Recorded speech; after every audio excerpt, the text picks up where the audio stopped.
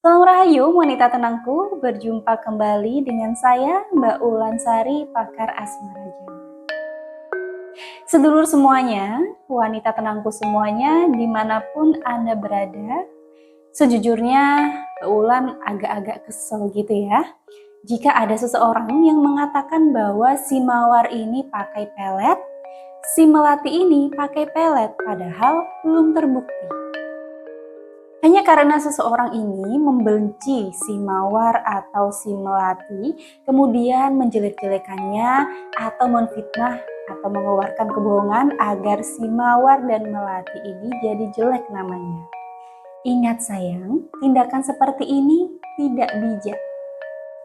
Biasanya hal seperti ini dilakukan karena seseorang yang punya dendam pada si Mawar atau si Melati. Bisa jadi karena mungkin rebutan cowok ya, hingga tersebarlah rumor bahwa si Mawar dan si Melati ini memakai pelet seperti itu. Padahal belum tentu faktanya demikian. Jadi jangan hanya karena Anda kalah saing, si pria memilih si Mawar daripada memilih Anda. Jangan lantas menyebarkan fitnah. Tidak boleh. Wanita tenangku, Mbak Ulan mau cerita sedikit ya. Jadi pada suatu hari ada orang yang datang ke saya bilang, Mbak Ulan, si Mawar ini pakai pelet. Buktinya mantan kekasih saya memilih dia dan bahkan kalau melihat saya sengaja menghindar. Mbak, saya mau ilmu peletnya si Mawar ini dilunturkan dari mantan saya ini.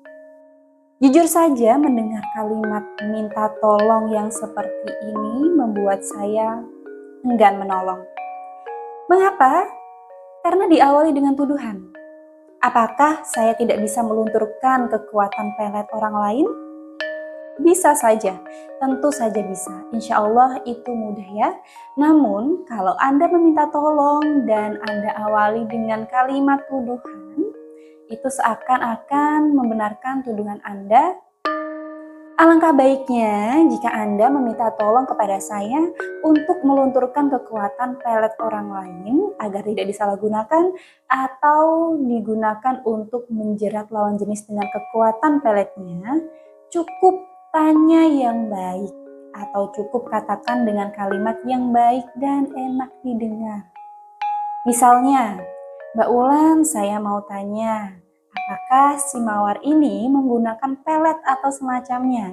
Karena jujur saja saya kecewa karena mantan saya lebih memilih dia daripada saya. Padahal saya sudah berkorban apapun. Nah, dengan kalimat seperti ini, kemungkinan besar saya iba dengan Anda dan bisa membantu Anda untuk melunturkan kekuatan pelet dari si A yang Anda katakan ini. Jadi ketika ada yang tanya, apakah bisa kita melunturkan pelet orang lain? Jawabannya adalah bisa. Dengan apa?